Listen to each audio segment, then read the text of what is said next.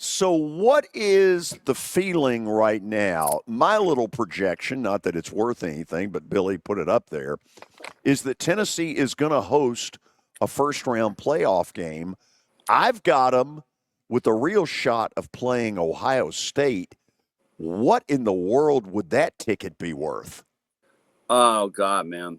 That would be incredible, George. If only I agreed with you. I think it's exactly the opposite of that. I think, and most of my people seem to feel like that are really steeped in this, feel like it's going to be the exact opposite, George, but it's really, really close. Tennessee and Ohio State really close. And tonight's going to tell us a lot. So the committee, 7 Eastern time is when they're going to reveal Yes. that. And then the basketball team plays Syracuse on ESPN. But try this on for size, George. So here in my little corner of the world, we're going to go live. As soon as they announce that draw tonight, because this is as close to the real thing as you get, since the teams that are vying to host these deals, only a couple of them are in action this week, and either Tennessee or Ohio State's going to be in that slot tonight.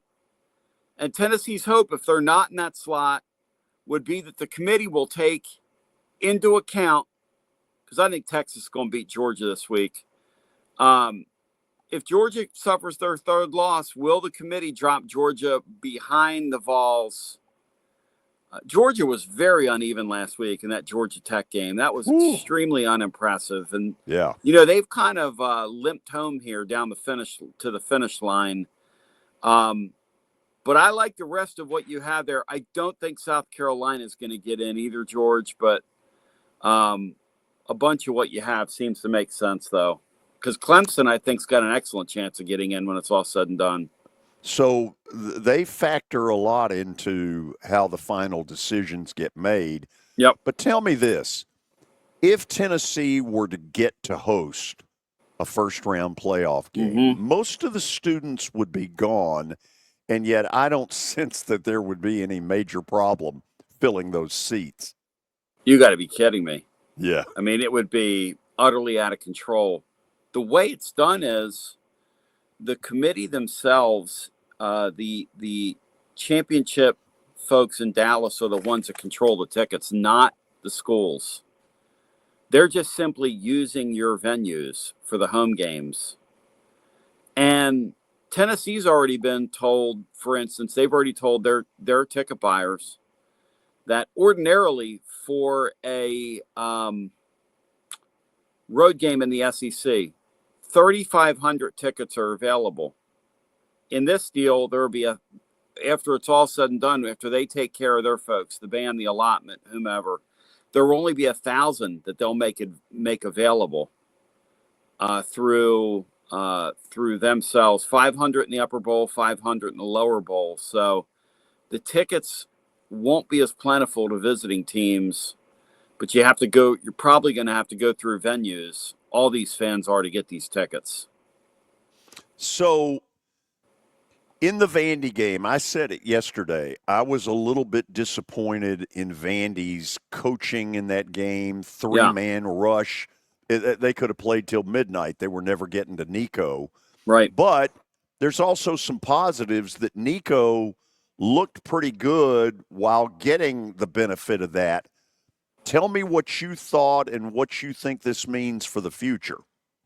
Well, I think that's right. And look, for whatever reason, Vanderbilt decided to turn that into a 7-on-7 football game, which is where that guy's the most comfortable. Look, if you play a blacktop football, 7-on-7 football game with him, he will rip you apart.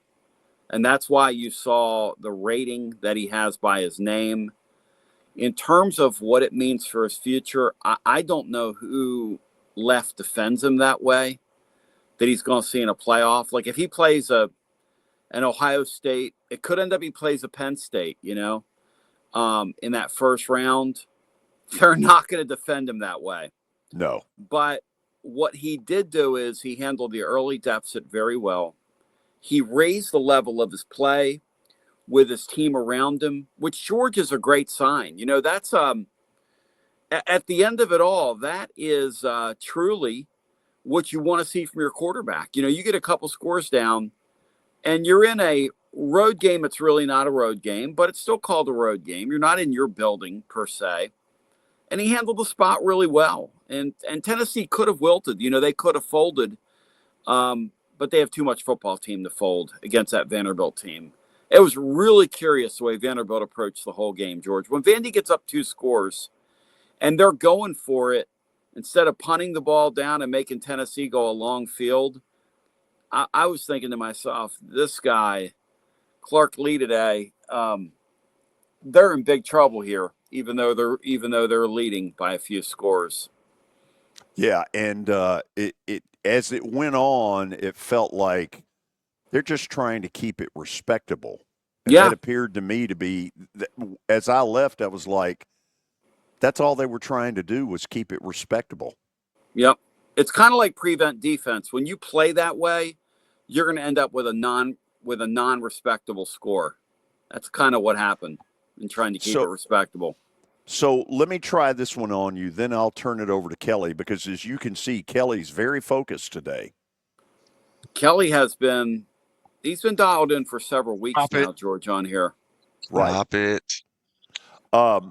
Is it your opinion that whatever position Tennessee is in tonight, whether it's hosting or not hosting, that's ultimately the final decision? I don't know, because I don't know what the committee does. And here's why I don't know, George. They haven't told us what we're going to do with these championship games yet. What if Penn State gets drilled by Oregon? Does Penn State end up next week in the 9 slot and Tennessee 8? I mean, could that happen at the end of it all? After the shakeout occurs? I mean, anything can happen. What if Georgia just gets absolutely pounded into the ground by a Texas team that's mad at Hornets? Georgia beat them in their building. It's going to be very difficult for that Georgia team, the way they're playing, to beat any team twice, let alone that Texas bunch. And the other thing that's interesting, George, with the rest of the games, is you take an Arizona State. If they were to complete the deal and win from here, you could see a situation where that Boise team could end up as the 3rd seed if Clemson wins this weekend. Wouldn't that be the greatest farce of all time? Not Boise in the 4 spot, Boise in the 3 spot when you look at the ratings. Oh, good Lord. I mean, I know. And that is just a sham of all shams that Boise's even they're even going to get a spot in this thing, but they're going to have to be forced by their rules to stick them up there at 3. Yeah. Okay, Kelly, you're focused. You're ready. Say hello to Tony Basilio. Tony, how you doing? So you can go ahead and tell George that you really don't want to come next year. You said what you meant. You kind of said it, but just go ahead and say it right now. You really don't want to come to the bowling event. Just tell him. Well, like my boy Billy, I'm semi-retired from non-competitive sports.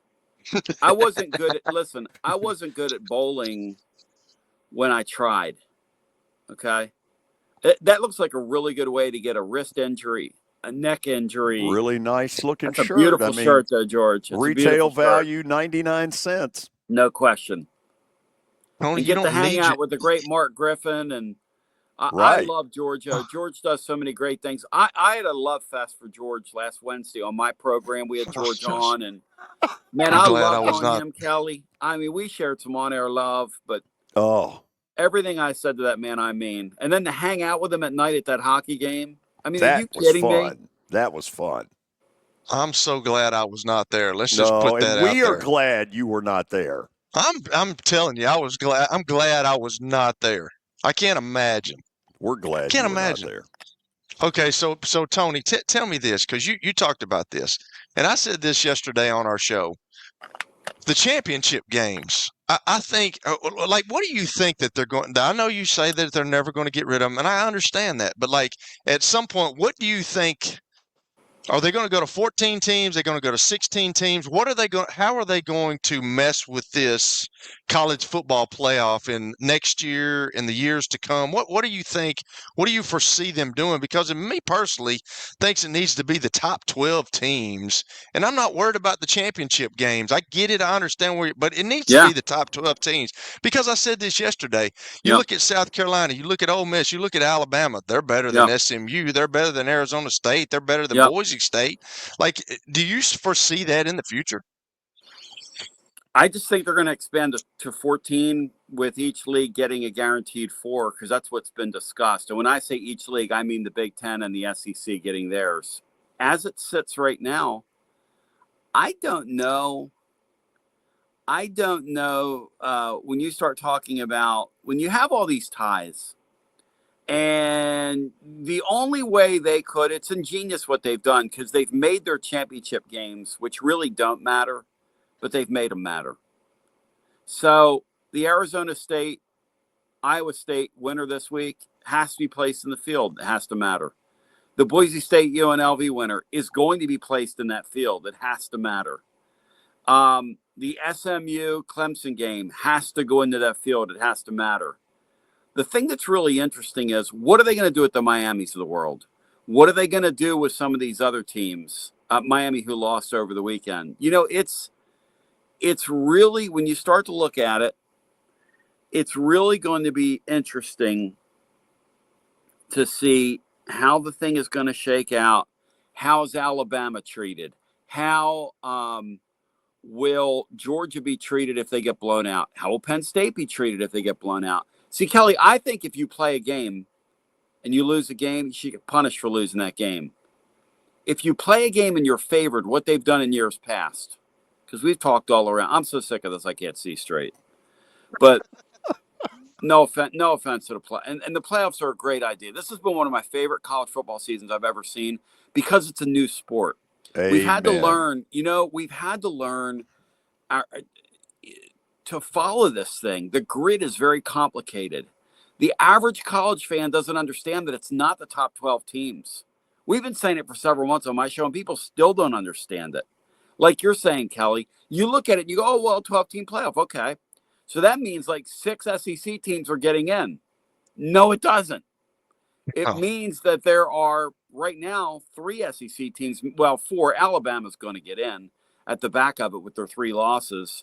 But the truth is, I sit here and I still have to catch myself when we're talking about just the fact that Boise could end up as the number 3 overall national seed in that tournament when they have no business being in it. Amen. But they could end up at 3 in it. Tennessee and Ohio State are laying right on top of each other, I think.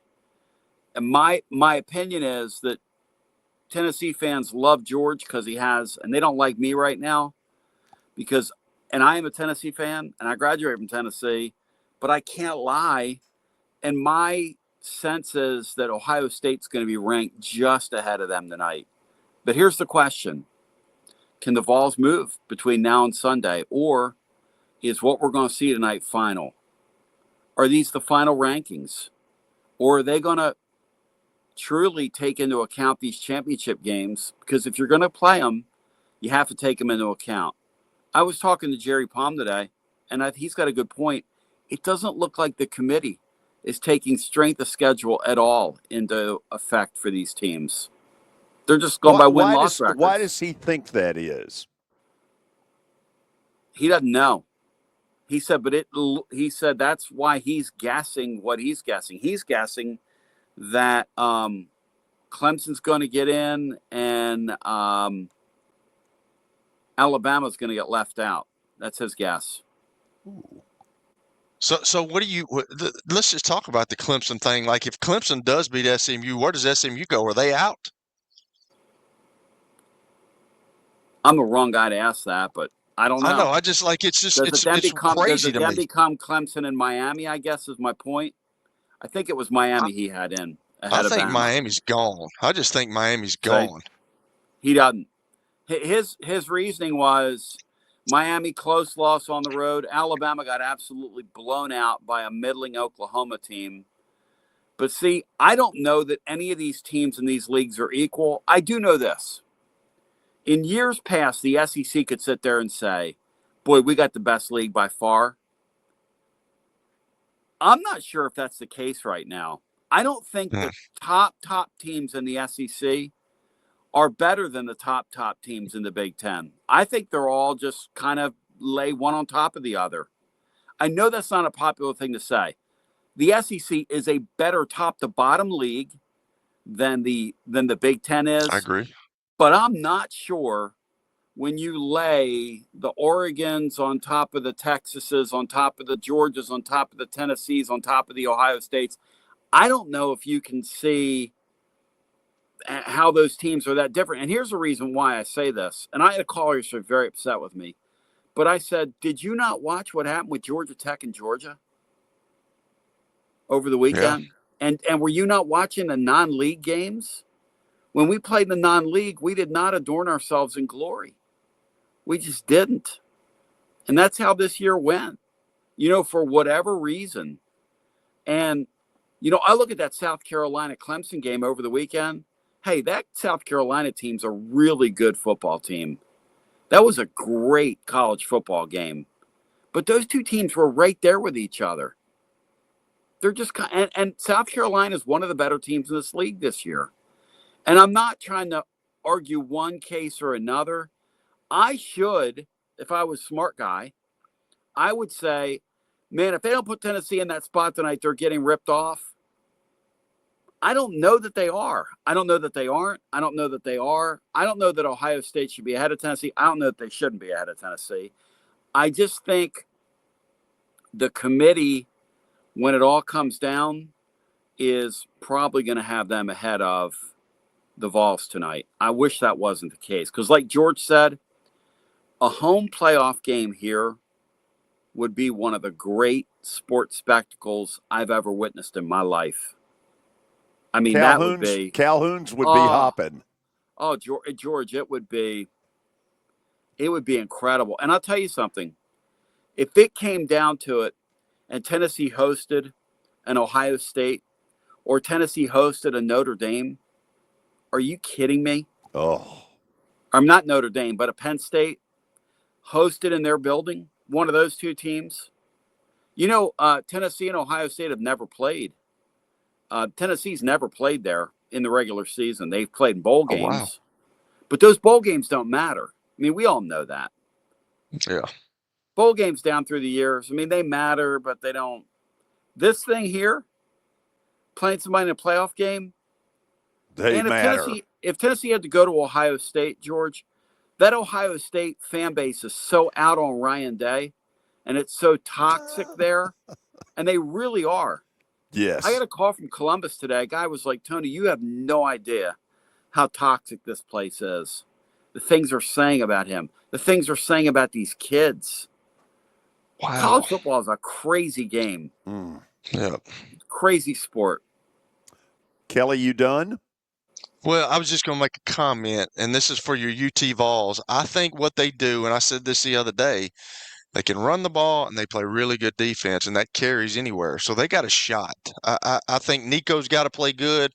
The other day, you're absolutely right. He played 7-on-7 because that was the worst game plan ever. I thought. I just can't stand three rushers, but they do two things really good. They can run the ball anytime they want to, and they play really good defense. So the Tennessee Vols have a shot, in my opinion. And if they get their high-end receivers, if they can keep them healthy between now and that playoff game, and you saw the three on the field, those are the three high-end receivers. If they can keep those guys and let those guys play in a playoff game, here, there, anywhere, Tennessee will have an opportunity. I'll say this, guys. You guys might laugh at this.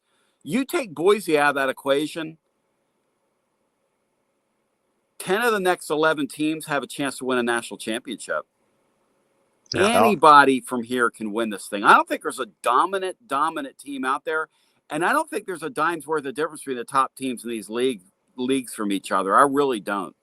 By the way, those matchups you put out there, Tennessee, Ohio State, Tennessee, Notre Dame, I'll just tell you right now, if that ever gets matched up, book it prime time. Yeah, that's the other thing. Yes. The merchants I talk to around here want to see Tennessee play that primetime game. I bet they do. This year. Because the weird thing is, talking to some of my different sponsors, which is something we've never experienced this, but they say, Tony, we're booked with Christmas parties, holiday parties, things like that. And if you lay a football game on us on the 20th, a home game, or the 21st, it's right in that weekend that we already have stuff booked. I mean, these are things you wouldn't think about, but it's an interesting thing. This is new territory for all of us. It's pretty fun stuff. If there is a soul out there who has not heard your stuff in Knoxville, whether it's tonight when the pairings get released or your show, period, how do they hear you? George, we're available at tclub.team, and we're ready to rock and roll, man. Like tonight, when that thing comes down, we're going to have a draw show, and we're going to be sort of talking about it and what it means and looking through the nooks and crannies of the field and and we're going to be doing it while the Tennessee game basketball is going on. And Tennessee's that's one of the highest point spreads that Syracuse has ever, it might be the highest that they've ever faced in the history of their school. I mean, we're talking about like a 19-point underdog for them right now. And Tennessee's going to hammer them like they're mad at them. Because one thing Rick Barnes does in these non-league games, George, he beats these people like these women's basketball teams beat on each other. I love when these women play each other because there will be no mercy in women's basketball. There is no mercy rule, and there is no crying in women's basketball, and I will beat you by 60 points, and I will make you like it. And be honest, you want one of these shirts. George, that might be I don't know who designed that for you, but that's one of the most beautiful designs I've ever seen. Yeah, Kelly. You're so full of it, Tony. I That's never hear unbelievable. anything nice about the design, which Kelly, by the way, yes. I had nothing to do with.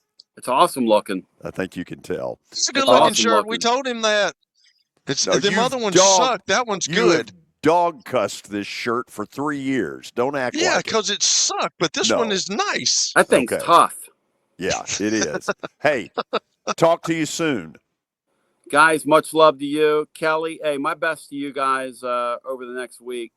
We're going to get it done here in Knoxville, guys. We're going to get it done. Billy, good time to send him the resume. Thank you, boys. Okay. Thank you, boys. See ya.